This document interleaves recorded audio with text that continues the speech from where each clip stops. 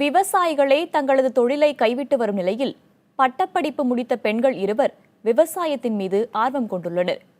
MBA மற்றும் civil engineering படித்து விவசாயத்தை கையில் எடுத்திருக்கும் கோவை சகோதரிகளை பற்றி இப்போது பார்க்கலாம்.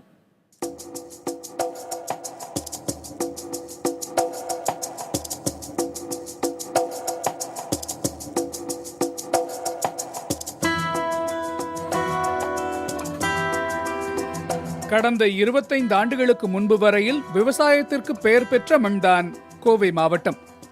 நெல், வாழை, மஞ்சள், கரும்பு என்று இங்கு விளையாத பயிர்களே இல்லை எனலாம்.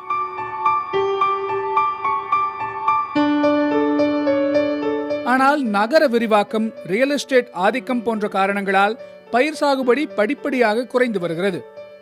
கடந்த 2005ஆம் ஆண்டில் 2,06,000 ஹெக்டேர் என்று இருந்த விவசாய பரப்பளவு தற்போது வெறும் 1,43,000 ஹெக்டேராக குறைந்திருக்கிறது. இந்த நிலையில் MBA மற்றும் சிவில் என்ஜினியரிங் பட்டம் பெற்ற மேட்டுப்பாளையம் சம்பரவள்ளிபுதூர் கிராமத்தைச் சேர்ந்த சகோதரிகள் காயத்ரி தேவி, பிரியங்கா ஆகியோர் மேற்படிப்பை கைவிட்டு விவசாயத்தை கையில் எடுத்திருக்கிறார்கள். நாங்கள் ஜாபுக்கு போயிருந்தோம்னா இந்த விவசாய நிலத்தை அப்படியே கையோடு விட்டுட்டு வேறு தொழிலுக்கு தான் யூஸ் பண்ணியிருப்பாங்களே தவிர இது தொடர்ந்துருக்குமான்னு தெரில. ஏன் பாய்ஸாக தான் பண்ணணுங்கிறத நாங்களும் பெண்களும் சாதிக்க முடியுங்கிறக்காக நாங்களும் அப்பா கூட இருந்து சப்போர்ட்டிவாக ஹெல்ப் பண்ணிகிட்ருக்கோம்.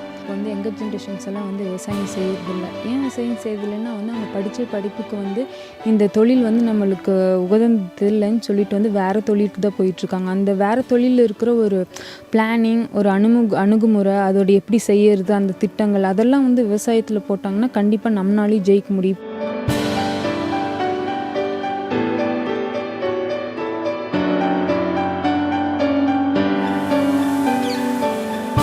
வேறு எந்த பணியை காட்டிலும் கடுமையான உடல் உழைப்பு விவசாயத்திற்கு தேவைப்படும்.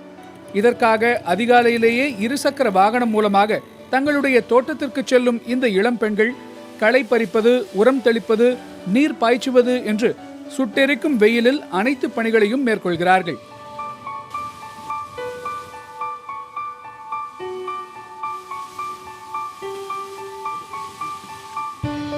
விவசாயத்துறையில் பெண்களும் சாதிக்க வேண்டும் என்று தன்னுடைய மகள்களை வாழ்த்தி அவர்களுடைய விருப்பப்படியே விவசாயம் செய்ய அனுமதி தந்திருக்கிறார் அவர்களுடைய தாயார் அருள்மொழி.